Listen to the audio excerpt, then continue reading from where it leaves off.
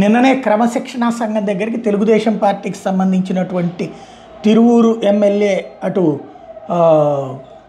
ఎవరైతే ఉద్యమాల నుంచి వచ్చినటువంటి వ్యక్తి, అట్లాగే ఐఏఎస్ అకాడమీ కూడా నిర్వహించినటువంటి వ్యక్తి కొలికపూడి శ్రీనివాస్ రావడం, అటు కేసినేని చిన్ని కూడా రావడం, ఇద్దరు తమ తమ అభిప్రాయాలు వ్యక్తం చేయడం.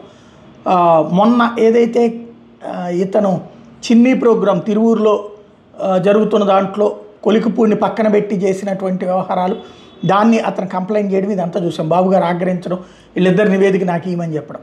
అయితే ఈ వివాదం ముగియలేదు, బాబు గారు వెనక్కి వచ్చినా కూడా అనడానికి సాక్ష్యం తాజాగా కొలికపూడి ఆధ్వర్యంలో ప్రజా దర్బార్ జరిగింది.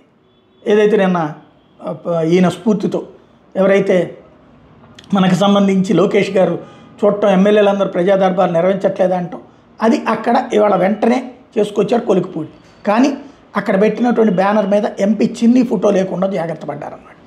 ఎంపీ ఫోటో లేకపోవడం అంటే కావాలని చేస్తున్నారు ఇది అంటూ ఇప్పుడు ఎంపీ బృందం మళ్ళీ అధిష్టానాన్ని దృష్టికి తీసుకుపోతోంది.